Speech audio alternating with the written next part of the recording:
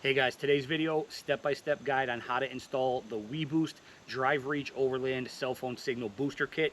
We have it installed on the 22 Tundra TRD Pro. We've had it up there for a couple weeks now. At the end of the video, I'm going to share my thoughts on it so far. We do have a nice trip coming up as well that I'm going to really test it out on. But I wanted to share the install as well because I ran into a couple minor issues. They were very minor, easy to get around, but nonetheless, I wanted to give you a look at the install just in case you're looking at this kit. So let's do that first. We'll do the install, step-by-step guide, and then I'll share my thoughts on how it's working so far. Got her out of the box. Quick look at what we're going to be dealing with. So you have your internal antenna, obviously your external, your main antenna. This is an extension, and we're going to go over all this with the install. This is your booster box itself, and then you can see we have different mounting hardware, your power supply, and again, we're going to cover all this in detail, so I'm not going to waste too much time here. Just wanted to kind of give you a quick look at everything that comes in the box. Step one is taking your external antenna and feeding your wire or your cable down through your extension bar, and you want to start from the top that's not threaded, or I'm sorry, that doesn't have the threaded external, basically the female end, okay, because the inside is threaded, but you can see the bottom has the male threaded connection. So starting from the top, just kind of feed this down through here, and we're going to use a little bit of thread locker right there, and it's going to screw onto the extension bar. Get your thread locker on there. You don't need a whole lot, just a little bit, just enough to hold her in there. And just make it nice and hand tight. Next, you're going to take your side exit adapter piece that looks like this. You can't mix it up. Again, we're going to use a little bit of thread locker on this piece right here. And what we're going to do is we're going to feed the cable down through, and they call it a side exit adapter for a reason. You're going to pop it out the side like so, okay? So it's going to look like that. So let me just go ahead and get some thread locker on this piece here, and we'll go ahead and screw that on. Next step is attaching your spring to the bottom of this piece. Once again, thread locker, screw it on. So your external antenna is going to look like this when you're done. So we'll just go ahead and set this aside for the time being. Okay, next up, we need to kind of plan out the install and decide where we're going to put everything. This is going to be my first complaint of this system, and it's a minor one. It's easy to get around, but I'll show you what I'm talking about. First off, you need to make sure this is going to be kind of like your centralized box. You need to make sure all of your wiring from your external antenna and your internal antenna and your power supply can reach this box. Okay, you can see on this inside antenna, internal, external, and then of course your power supply. So wherever you mount this, just make sure all of your wiring can reach it. But back to my first minor complaint about the system. I would love to be able to just mount this piece. Basically, your external antenna is eventually going to screw into right there, okay? The issue is I want to put this on my roof rack. Let me take you up there and show you why we got to get a little bit creative. Again, it's not a huge deal, but let me show you why this just won't fit directly onto the roof rack. And before I take you up to the roof rack, let me just show you how this mount works. This knob here on the side, again, your external antenna is going to screw down into the top part here. This knob is how you're going to adjust it. So when you're not using it, basically you can fold the external antenna down on top of your roof rack. It does have 5 locking positions: straight back, at a 45-degree angle going either way, so this way or that way, and then of course straight up and down, and then again it has a 45 going both ways or laying flat both ways. So that's how this mount works. Now let's go up to the roof rack and show you what we got to do to get this to work with our rack. So here we are at the front of the roof rack, which is where we want to mount it. I'm at the second crossbar from the front. Couple reasons I just like this location, number one, but I also like the fact that I could just reach up through my sunroof and fold this thing down, whatever. And when I do fold it down, I want it to fold front to back, not side to side. It's just my personal preference. The problem is, unfortunately, the hole pattern in this mount does not line up with the extrusions in the crossbars. No matter which way you do it, even if I wanted to go side to side, hopefully you can see this, but if I line up the 2 holes on this side, the 2 holes over here are hanging off the crossbar. I don't know if this is just my roof rack. We run the Grizzly by Sherpa. I don't know if it's just an issue with my crossbars or if they would line up better. I have seen other review videos having the same issue. Very easy to get around, but it just would have been very nice to be able to pop a couple T-nuts in here, screw this thing down, pop on the antenna, and good to go. So let me show you what we're going to do to just get around that. Well, I thought we had it figured out. I thought we were going to use the other mount and just kind of do like a clamp-on style. And you can do that, just unfortunately, not with the hardware they provide. It's not long enough. And the issue is, when you do this, again, let me show you the whole pattern. When you do this, the 4 inner holes, they don't go, like if you have these 2 hanging off the edge to clamp, these 2 aren't long enough. So you'd have to use just these 2 outer bigger holes. But again, even doing that, trying to do this clamp-on style, the hardware is not long enough. It won't go through. You'd have to get longer bolts. So this is definitely my first complaint about this system, and hopefully my only one, but we'll see as time goes on. Basically what we're going to do at this point, I've kind of went back to the drawing board. You can loosen these 4 screws underneath here and rotate, basically spin the bottom plate 90 degrees. And the reason we're going to do that is we're going to have to just use T-nuts down in here and only secure it in 2 locations, which I'm not a fan of that. I will see what I'm going to do about that in the future, but for right now, that's what we're going to have to do. There's no other way to get this to work. So what I'm going to do is, if we do it like this, I'll be able to secure these 2 locations to my T-track. If I spin it, it's going to give it a little bit more. I'd rather have it in this orientation with just a little bit hanging off the bar versus this orientation and about a third of it hanging off the back of the extrusion. So we're going to go ahead and again, this is all because I want this to fold front to back. If you're okay with it folding side to side, you can just bolt it down like this in 2 spots with the T-nuts and, you know, fold it side to side. All right, so let me go ahead and pop these 4 out, rotate this plate, and then we should be back in business.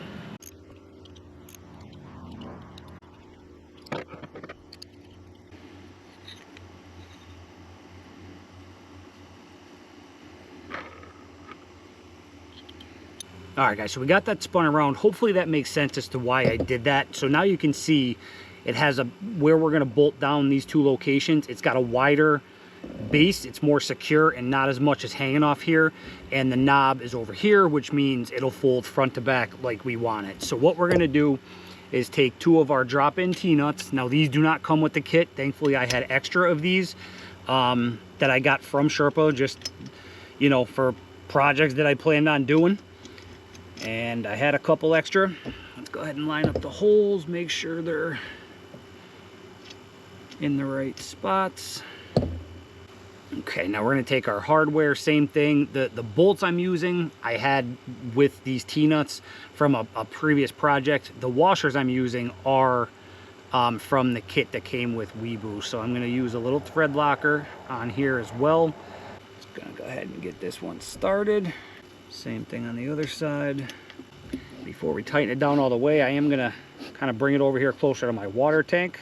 So now we're just going to tighten these down and see how confident we are that just these 2 spots in the front. I will say the external antenna is very lightweight. It's much lighter than it looks. So hopefully I'll feel confident enough for right now that these 2 spots are going to hold. Okay, I mean, that does feel solid as a rock. I mean, I'm shaking the truck with it. So time will tell. If I have any issues, I'll keep you guys posted. But for now, that's what we're going with. Little Loctite on the spring of the antenna. And we're going to go ahead and screw this down in place. Now we're going to take your antenna extension right here, and I'll show you guys how I ran the wiring or the cables once we're done. That is going to be install dependent, of course. If you mount your antenna in a different location, you're going to have to run it in a different way. One thing I will point out is they do send heat shrink.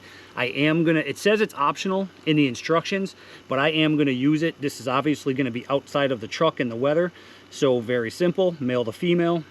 Actually, let's put the heat shrink on first. Male to female. Screw it into place. Make sure it's nice and tight. And then I'm going to slide the heat shrink over. Again, they do supply that. Grab my heat gun and secure that. Okay, we're all sealed up there. All we have to do now is you want to take this little piece that looks like this in the kit, and this is to support the top side of your antenna when it's in the laying down position. So we're just going to go ahead, and because of this spring, it does, you don't have, like, that spring is a very nice feature. There is a little bit of flex in it. So I'm just going to go ahead and take this, put it underneath there, let the antenna rest down in there, and then what we're going to do is just kind of slide it till we get it where we want it. And there's holes that allow you to put zip ties through. So I'm just going to go ahead and zip tie this to the crossbar, and then I'll show you how we ran the wiring. Starting here at the antenna, we just ran it to the inside of our roof rack, the side plate there, and zip tying it along the way, following existing wiring from my rock lights. From there, you can see it pops out right here into our wire hider. I'll put a link to this. This is not, I can't even remember the brand name, but you can get this off Amazon for much cheaper than the brand name one that you see a lot. So anyway, it follows down in here, goes into the truck underneath that piece there, and then you can see where it pops out. This is the cable here, right there, that I have my finger under. Zip tying it along existing wiring, and then you can shoot straight down, and I'll try to get you a look. There's an area that'll shoot you straight down. You can't miss it when you're looking in there. Hopefully you can see it. If not, when I review the footage, I'll take a picture. But you can shoot it straight down, which is going to bring you out in the front passenger wheel well and that space back there. And then you can follow it. If you come up underneath the truck, it's going to pop out up above this piece here. And then I just ran it up above along the frame, or above the frame I should say, above my Boost Auto. This is the motor for my Boost Auto steps. And then there's a grommet right there. You can see it right in the middle of the screen, right there. That's going to allow you to get into the cab underneath the front passenger seat. When you come up through that grommet, this is where you're going to pop out right underneath the front passenger seat. You can't miss it. You can see I've already used it for running other wiring up inside the truck. Don't mind all the dog hair. If you guys follow the channel, you know I have a Husky Akita mix who absolutely loves the truck, so can't keep his hair out of here. But anyway, this is the cable. So all we're going to do is take your main booster housing, and we're just going to screw it into the side that says outside antenna. And then this is the perfect location on our 3rd gen Tundra. It's a very good location to put your main booster housing. Fits underneath the seat, up and out of the way, won't even know it's there, and there's plenty of clearance up here. I've already slid the seat all the way forward and backward just to make sure nothing hits, nothing even comes close. So perfect spot to put it. Gonna tuck that wire down underneath there. Might even zip tie just so the cable doesn't get caught up in anything. So now we just have to run the inside antenna and the power supply, and we're all done. So this is your internal antenna. A couple things you want to keep in mind. It is side specific. What I mean by that is you can see on that side, it says mounting side. That's the side that you're going to want to put either down on your dashboard or against your A-pillar, wherever you're going to mount this. That's the side that you want down. Okay, the other side you want facing up or out towards your phone. Speaking of your phone, you want this to be as close as possible to where you usually keep your phone. The closer you are to this, obviously the better signal you're going to get. I have a spot where I always mount my phone in the truck. I'll show you guys that. That's where we're going to put this thing, right by that area. So basically it's pretty simple. I'm going to run the wiring. I'll show you how I did it. If you've been around the channel, you probably know where this is going. So let me just connect this thing and I'll show you where the wiring goes and how it all ran. All right, guys, so this is what we're going to be doing. This is my phone holder right there by my steering wheel. I'll give you a good look at this when it's all set up and done. We're going to mount that internal antenna literally right there. So it's going to be 3 inches from my phone. It's going to give us the best signal possible. How I ran the wiring was, I have the ICS fab, and again, you'll get a look at this when it's all buttoned back up. All I did was drill the hole right down there in the bottom corner of that, and then there's a straight shot. The easiest way to find this is if you put a flashlight, this whole piece will just pop out. If you get a plastic pry tool up under a corner, this whole piece will just pop up, and then you just have to disconnect your wiring harness behind your 12-volt power source, and this whole piece is free.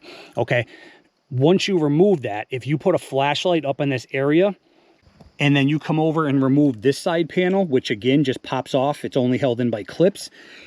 With your flashlight up in that, sitting in that cubby, once you remove that plastic piece, if you look through here, you're gonna see the light, and there's a clear path. This is the cable.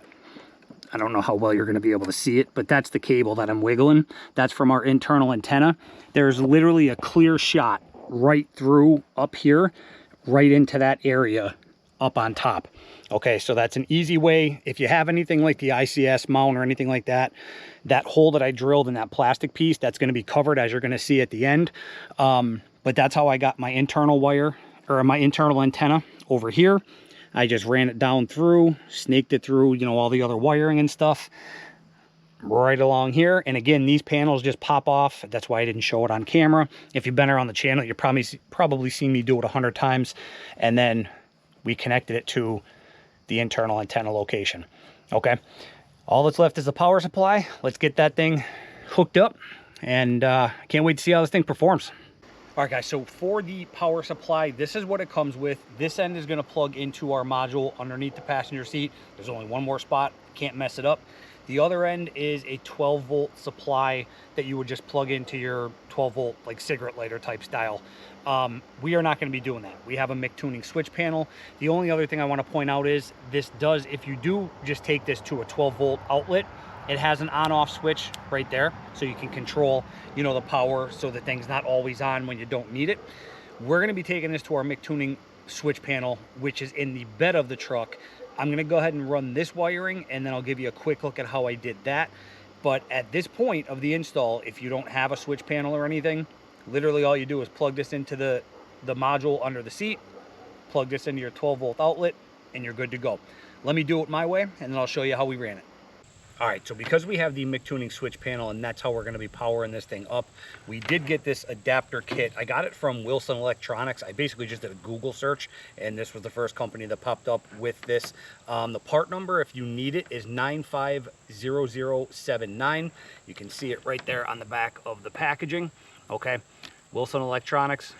I have no association with them. It's just where I found this kit. So basically, you can see it's going to plug into. It has the same plug style that the DC power port or the power cord that comes with the kit has. So you're just going to plug this into your box that's under the passenger seat, and then on the other end, instead of the cigarette lighter, it has your positive and your negative, which that's what we're going to run to our switch panel. So let me get that hooked up. It does come with the fuse as well, in case you're going to be running it to any kind of, you know, any kind of other switch where you may need a fuse, or direct to a battery, something like that.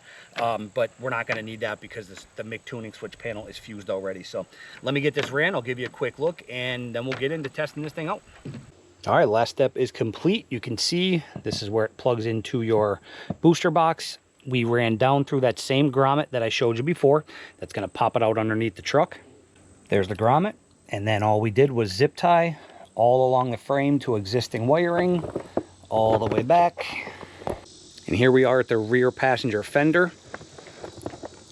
If you come up, you can see where all my wiring for all my projects and lighting and all that good stuff that go up, straight up above there, pops through the grommet that we drilled in the bed of the truck that you've seen in previous videos, and then ran right over to our MIC tuning switch panel.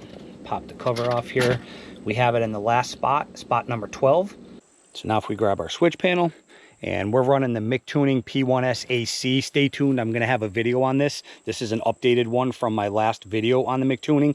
As you can see, it's completely wireless. I absolutely love this thing. So has a very far range. But anyway, we have it in spot number 12, as I showed you, and it says hot water right now, but we're obviously going to be changing that. I was going to hook my hot water heater there, but we have the WeBoost at spot number 12. So if we go ahead and turn that on, you're going to see the light on the WeBoost is going to turn green, and then it's going to flash red and green.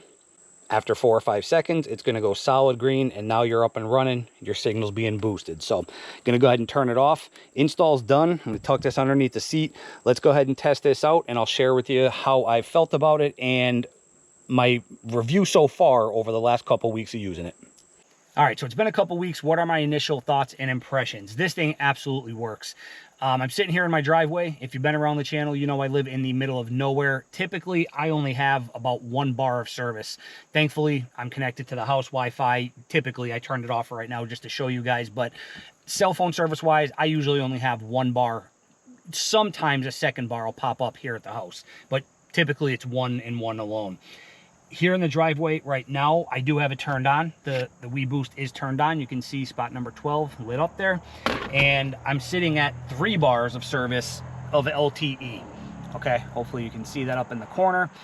There are times where I'll go up to even 4 bars. At minimum, actually it just went up to 4 right now. I'll show it to you real quick. So at minimum, I have 3 bars of service with this thing turned on. Now, obviously, I've been testing it on the road as well. My drive to work, I drive about an hour to and from work, and there's about a 5 to 7 minute stretch where I lose service, period. I can't make a call. If I'm on a call, I drop it without a doubt, without question. If I have anything on the screen here, or YouTube video or whatever, it lags, it buffers, it just spins. I lose everything for that 5 to 7 minutes. So what I've been doing is on my drive to and from work, before I get to that stretch, about 5 minutes before I get to that stretch, I turn this thing on and I have not dropped a single call. My screen doesn't lag. So that just proves to me right there, this thing is absolutely working. Okay, there are apps you can test out your signal strength, which I've done, and it basically just shows me what I already know. The signal strength is increased. So that basically shows me everything I need to know as far as does this thing work. Now, I do have a tip for you, and we'll kind of wrap the video up with that. So let's get into that real fast, and then again, we'll kind of wrap it up for now, but we will be continuing to test this thing out. All right, so I brought you in closer to show you this, and I can't take credit for this. This is something I saw on a different video, but it absolutely works. Let's say you turn your booster on and you're not getting the increase that you think you should get, or you think you should have. All you got to do is go into your settings or just swipe down. And again, you can see we're still at 4 bars right there. It fluctuates between 3 and 4, but come into either this screen or into your settings, wherever you want to go. Put your phone in airplane mode. Wait 10, you're going to get alerts saying that your Bluetooth is off, whatever. Wait about 10 seconds or so, and then bring your phone back out of, I'm turning the Wi-Fi back off just so we're only using cellular data. Bring your phone back out of airplane mode, and what that does is it makes your phone search for the strongest signal. Why sometimes you need to do that, I don't know. But again, I saw it on 2 different videos, and it absolutely works. If I turn my booster on, it's only happened, I think, twice over the last 2 weeks where I turn the booster on and I only get maybe like 1 bar increased. You know, I don't really see that 2 to maybe even 3 bars jump. If I do that, I absolutely get the most out of it. And basically what it does is it's forcing your phone, when you come out of airplane mode, to search for the strongest signal in the area. So it's obviously going to pick up the signal from the internal antenna, which you can see we ended up mounting right there. It's a perfect spot for me. Forces your phone to look for that strongest signal. It picks it up and you're good to go. You're going to get the most out of your booster, you know, if you're not getting that increase that you think you should. There it is, guys, the WeBoost Drive Reach Overland system. I definitely recommend this after a couple weeks of using. Stay tuned. If I have any issues, I will absolutely share it with you guys. And just one last thing, you can see we have it in the 45-degree angle. In my opinion, it just kind of looks neater on the truck instead of popping straight up. And I will say that has not affected performance at all.